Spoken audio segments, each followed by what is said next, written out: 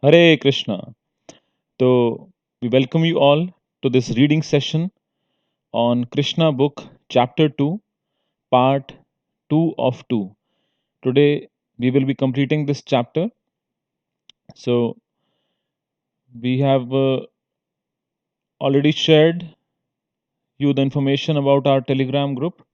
If you have not joined or you have not installed Telegram, please do so. Gradually, we will be moving to Telegram. This is the link which is also available in our in the description of this video. So let's begin today's session by this prayer from Sri Chaitanya Charitamrit. Krishna Krishna Krishna Krishna Krishna Krishna Krishna He Krishna Krishna Krishna Krishna Krishna Krishna Krishna He Krishna Krishna Krishna Krishna Krishna Krishna Rakshamam Krishna Krishna Krishna Krishna Krishna Krishna Pahimam Ram Raghava Ram Raghava Ram Raghava Rakshamam Krishna Keshav Krishna Keshav Krishna Keshav Pahimam. Now let's recite the pranam mantra of our founder Acharya Srila Prabhupada. Nama Om Vishnu Padaya Krishna Pristhaya Bhutale Srimate Bhakti Vedanta Swamin Iti Namine Namaste Saraswate Deve Gauravani Pracharine Nirvishesha Shunyavadi Paschatya Deshatarine Hare Krishna Krishna Krishna Hare Hare Hare Rama Rama Rama Hare Hare. So before we proceed, we will just see whatever we had discussed yesterday. If there is any doubt, then you can write it in the comments. We'll surely try to answer you. So let's begin from where we had left off yesterday. So what we have discussed till now is that Lord Krishna appeared before Vasudeva and Devaki in his four-handed Vishnu form, and Vasudeva and Devaki were not surprised to see because they understood that the Supreme Personality of Godhead had appeared.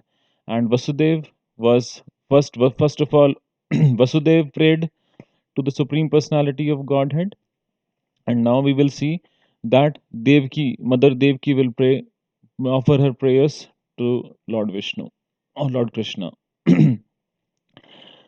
So, my Lord, this is being prayed by Vasudevji. My Lord, your appearance, existence, and disappearance are beyond the influence of the material qualities.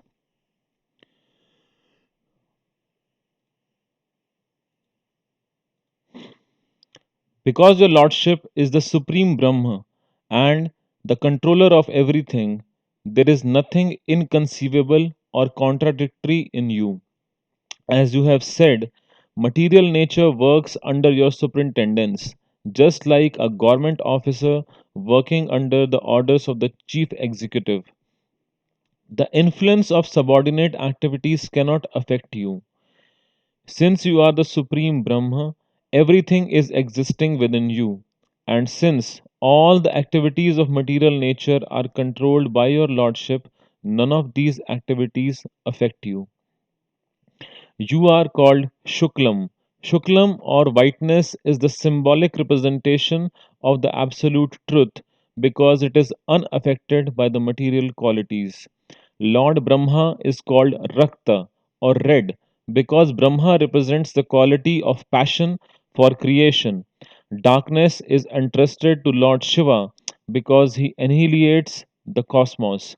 The creation, annihilation, and maintenance of this cosmic manifestation are conducted by your potencies, yet you are always unaffected by those qualities. As confirmed in the Vedas, Harir hi Nirgunaha Sakshat, the Supreme Personality of Godhead, is always free from material qualities. It is also said that the qualities of passion and ignorance are non existent in the person of the Supreme Lord. So, this is where it is being told that Hari he Nirguna Sakshat. So, Nirguna should not be interpreted that he does not have any qualities, but what Vasudev ji is praying, what is confirmed in the Vedas, that the Supreme Personality of Godhead is free from all material qualities. So, he is situated in pure goodness or transcendental goodness. He does not have the quality, there are no qualities of passion or ignorance. It is pure goodness, which is beyond the material modes. My Lord, you are the supreme controller, the personality of Godhead, the supreme great, maintaining the order of this cosmic manifestation. Yet, in spite of your being the supreme controller, you have so kindly appeared in my home. The purpose of your appearance is to kill the followers of demoniac rulers of the world who are in the dress of royal princes but are actually demons. I am sure that you will kill all of them and their followers and soldiers. I understand that you have appeared in order to kill the uncivilized Kamsa and his followers.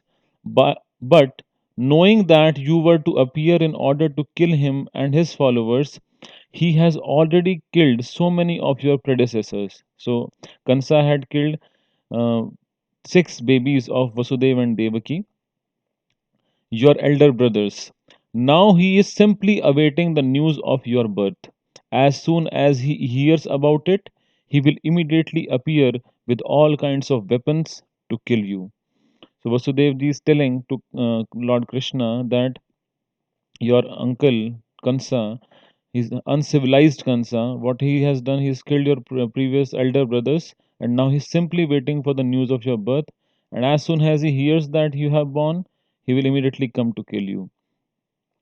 After this prayer of Vasudev, Devaki, the mother of Krishna, offered her prayers. She was very frightened because of her brother's atrocities. Devaki said, my dear Lord, your eternal forms like Narayan, Lord Rama, Hai Shirsha, Varaha, Nrsimha, Vamana, Baladeva, and millions of similar incarnations emanating from Vishnu are described in the Vedic literature as original. You are original because all your forms as incarnations are outside of this material creation. Your form was existing before this cosmic manifestation was created. Your forms are eternal and all pervading. They are self effulgent, changeless, and uncontaminated by the material qualities. Such eternal forms are ever cognizant and full of bliss. They are situated in transcendental goodness and are always engaged in different pastimes. You are not limited to a particular form. All such transcendental eternal forms are self sufficient. I can understand that you are the Supreme Lord Vishnu. So Mother Devaki is describing the qualities, the features, the nature of the different incarnations or the different forms of the Lord, which are, what are they? They are eternal and all pervading. Then they are self effulgent, changeless, and uncontaminated by material qualities, ever cognizant and full of bliss. That is Satchit Ananda, eternal, all pervading, ever cognizant means cognizant of everything, full of knowledge.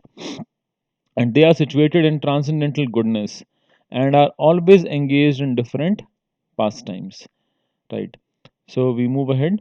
Now Devaki Mother Devaki is praying. After many millions of years, when Lord Brahma comes to the end of his life, the annihilation of the cosmic manifestation takes place. At that time, The five elements, namely earth, water, fire, air, and ether, enter into the Mahat Tattva. The Mahat Tattva then enters by the force of time into non manifested total material energy. The total material energy enters into the energetic Pradhan, and the Pradhan enters into you. Therefore, after the annihilation of the whole cosmic manifestation, you alone remain with your transcendental name, form, qualities, and paraphernalia. So, Mother Devaki is praying that at the time of annihilation, what happens? The five elements, earth, water, fire, air, ether, merge into the Mahat Tattva. So, this is a little complex section. We can cover it a little later. So, we this is a little complex section, the Srimad Bhagavatam, that how exactly the creation and the dissolution of the material world takes place. So, we can keep another session. We can discuss this. So we'll move ahead. My Lord, I offer my respectful obeisances unto you because you are the director of the unmanifested total energy and the ultimate reservoir of the material nature. My Lord, the whole cosmic manifestation is under the influence of time, beginning from the moment up to the duration of the year. All act under your direction. You are the original director of everything and the reservoir of all potent energies. All the conditioned souls are continually fleeing from one body to another and one planet to another, yet they do not get free from the onslaught of birth and death. But when one of these fearful living entities comes under the shelter of your lotus feet, he can lie down without anxiety of being attacked by formidable death. This statement by Devaki is confirmed in the Bhagavad Gita by the Lord Himself. There, the Lord says that even after traveling all over the universe from Brahmaloka to Patalaloka, one cannot escape the attack of birth, death, disease, and old age. But one who enters the kingdom of God, the Lord says, is never again obliged to come to the material world. So, this is the statement which is made in the Bhagavad Gita. Yat gatva na nivartante tadham paramam mamaha. That after reaching that kingdom of God, one is not obliged to come to the one is not one will not fall down back into the material world. But we had seen that impersonalists, Srila Prabhupada very clearly writes, all the demigods prayed that even if the impersonalists achieve perfection, they will, in due course of time, fall down back into the material world. So let's read ahead. Therefore, my lord, I request you to save me from the cruel hands of Kamsa, the son of Ugrasen. I am praying to your lordship to please rescue me from this fearful condition, because you are always ready to give protection to your servitors. The Lord has confirmed this statement in the Bhagavad Gita by assuring Arjuna, you may declare to the world, my devotee shall never be vanquished. So, this is what Lord Krishna tells to Arjuna, that Arjuna, you declare that my devotee will never be vanquished. So, while thus praying to the Lord for rescue, Mother Devaki nonetheless expressed her motherly affection. I understand that this transcendental form is generally perceived in meditation by the great sages. But I am still afraid because as soon as Kamsa understands that you have appeared, he might harm you. So it's just like a motherly affection she has. She feels that this is the form that the sages who meditate, they perceive this form in the heart as Paramatma, the four-handed Vishnu form or Shirodakshai Vishnu. But now she is requesting the Lord that you please take the form of a small baby, or you become invisible to our material eyes. So, in other words, he requested the Lord to assume the form of an ordinary child. That you become an ordinary child so that Kansa should not be able to recognize that you are the Supreme Personality of Godhead. My only cause of fear from my brother Kamsa is due to your appearance. My Lord Madhusudan, Kamsa may not know that you are already born. Therefore, I request you to conceal this four, yani conceal means hide. Therefore, I request you to conceal this four armed form of your lordship, which holds the four symbols of Vishnu, namely the conch shell, the disc, the club, and the lotus flower. My dear Lord, at the end of the annihilation of the cosmic manifestation, you put the whole universe within your abdomen. Still, by your unalloyed mercy, you have appeared in my womb. I am surprised that you imitate the activities of ordinary human beings just to please your devotee. So, Devaki, Mother Devaki is surprised that the Lord is so merciful that just the whole cosmic manifestation, the whole millions of universes can be put within the abdomen of the Lord, but just by his unalloyed mercy, he has appeared in the womb of Devaki. Why? Just to please her. Right. But now we will come to understand that how this is going to happen. Devaki and Vasudev had a boon that the Lord will become their son. So let's study. On hearing the prayers of Devaki, the Lord replied, my dear mother, in the millennium of Swayambhu Manu, my father Vasudev was living as one of the Prajapatis, and his name at that time was Sutapa, and you were his wife named Prishni. At that time, when Lord Brahma was desiring to increase the population, he requested you to generate offspring. You controlled your senses and performed severe austerities.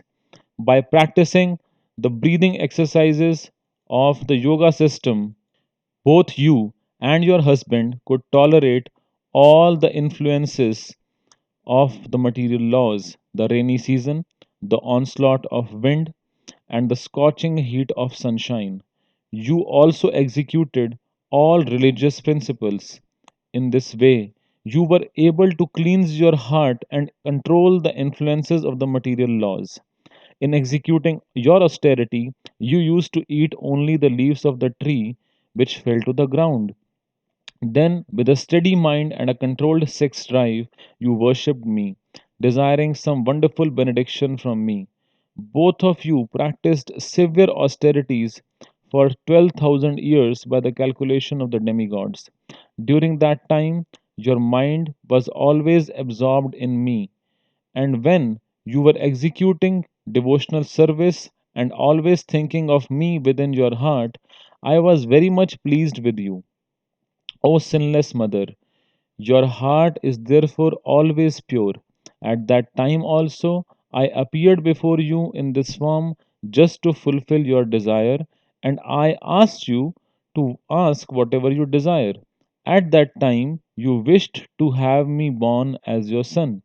Although you saw me personally, instead of asking for your complete liberation from the material bondage under the influence of my energy, you asked me to become your son. So now, what have we studied till now here? That Lord Krishna or Lord Vishnu is reminding Vasudeva and Devaki that what why is he born as their child. So he said that in the millennium of Swayambhu Manu, Vasudev's name was actually he was a Prajapati or the progenitor who is responsible for creating more living entities. So Lord Brahma wanted to increase the population, and Vasudev's name was Sutapa, and his wife's name was Prishni.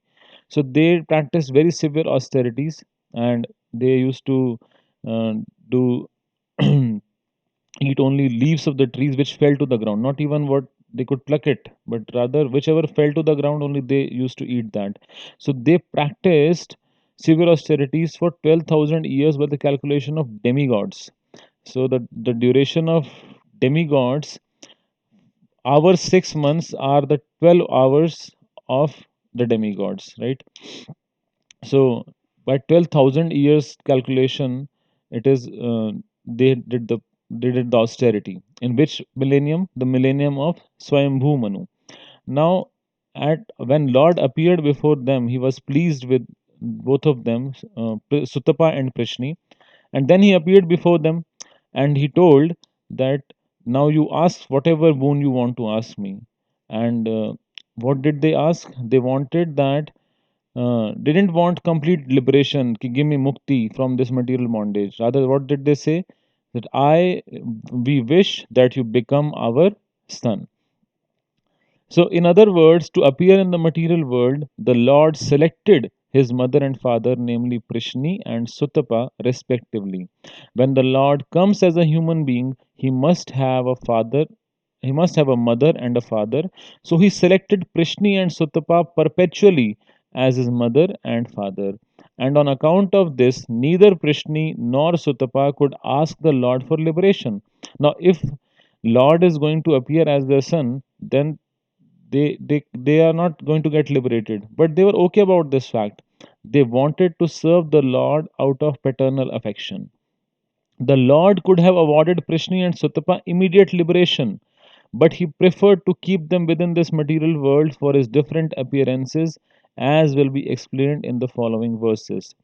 On receiving the benediction from Lord to become his father and mother, Prishni and Sutapa retired from the activities of austerity and lived as a husband and wife in order to beget a child who was the Supreme Lord himself.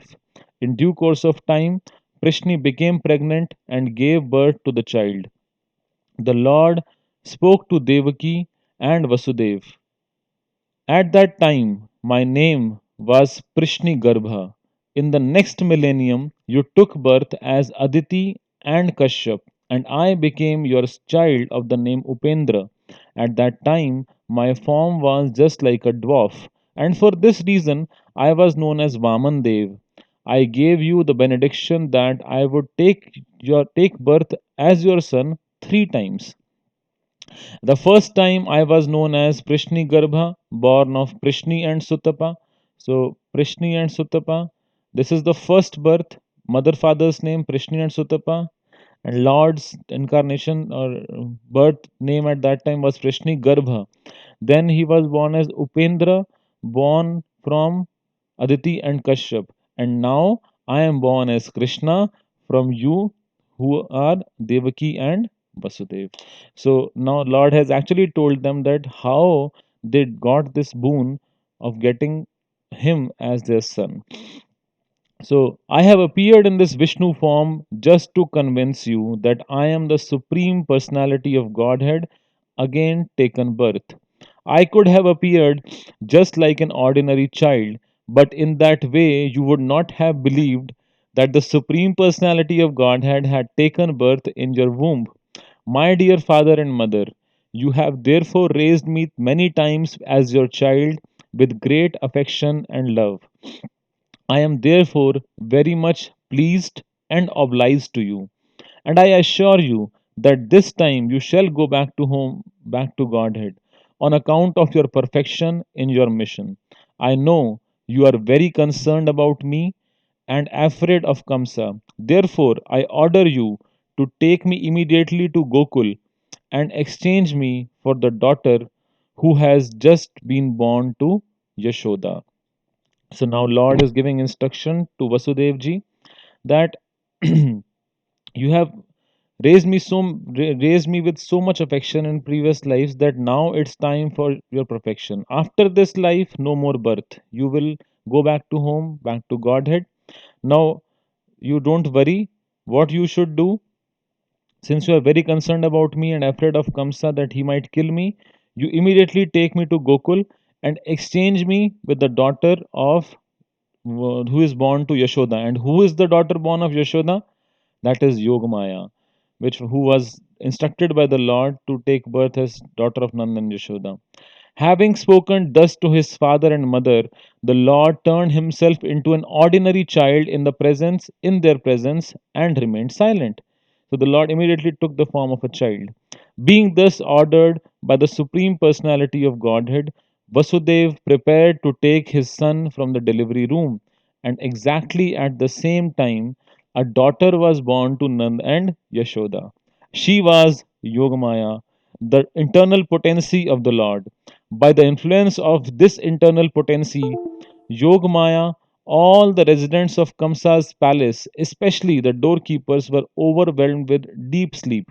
and all the palace doors opened, although they were barred and shackled with iron chains. So now, what happened? Who influenced? You see, by the influence of this internal potency Yogamaya, all the doorkeepers were deep in deep sleep, right? And all the doors opened, and there were, although they were locked with iron chains, but just by the potency of Yogamaya, all of them opened. The night was very dark, but as soon as Vasudev took Krishna on his lap and went out, he could see everything just as in sunlight. In Sri Chaitanya Charitamrita, it is said that Krishna is just like sunlight, and that wherever there is Krishna, the illusory energy, which is compared to darkness, cannot remain. Krishna सूर्य समः माया है अंधकार जहाँ कृष्ण तार नहीं मायार अधिकार. So wherever there is Krishna, Krishna is compared to the sun and Maya is compared to darkness. And wherever there is Krishna, there cannot be Maya's influence. When Vasudeva was carrying Krishna, the darkness of the night disappeared. All the prison doors automatically opened. At the same time, there was thunder in the sky and severe rainfall. While Vasudeva was carrying his son Krishna in the falling rain, Lord Shesha, in the shape of a serpent, spread his hood over the head of Vasudeva so that he would not be hampered by the rainfall. Vasudev came onto the bank of Yamuna and saw that the water of the Yamuna was roaring with waves and the whole span was full of foam. So it is like it is raining and the Yamuna is in great turbulence. So it is roaring with waves. Still in that furious feature, the river gave passage to Vasudev to cross, just as the great Indian Ocean gave path to Lord Rama when he was bridging over the gulf, while he was crossing over to Lanka. In this way, Vasudev crossed river Yamuna. On the other side, he went to the palace. He went to the place of Nanda Maharaj, situated in Gokul. So Gokul was the place where Nanda Maharaj used to stay at that time, where he saw that all the cowherd men were fast asleep. He took the opportunity to silently enter into the house of Yashoda, and without difficulty he exchanged his son for the baby girl newly born there. Then, after entering the house very silently and exchanging the boy for the girl, he returned to the prison of Kamsa and silently put the girl on the lap of Devaki. So, Vasudevji followed the instruction of the Lord and he exchanged the daughter of Nand and Yashoda Maya with his own son Krishna. And he came back and he kept the girl on the lap of Devaki as if the girl was born to Devaki. He again clamped the shackles on himself so that Kamsa could not recognize that so many things had happened. So he shackled himself and again clamped all the shackles so that nobody could understand or Kamsa could not understand that such all things had happened. Mother Yashoda understood that a child had been born to her, but because she was very tired from the labor of childbirth, she fell fast asleep. When she awoke, she could not remember whether she had given birth to a male or a female child. So, Mother Yashoda, because she was in deep sleep or fast asleep because of she was very tired from the labor of childbirth, she did not remember that whether she had given birth to a male child or a female child. Therefore, uh, it they felt that yes, Krishna was their own son. So we will end this chapter here. So we just had a small discussion that Lord Vishnu first appeared in the four-handed form, and later on, at the request of Vasudeva and Devaki, he transformed himself into a child looks like an ordinary child. Although he's never ordinary, he's always extraordinary. So we had discussed all this yesterday, and tomorrow will be our test.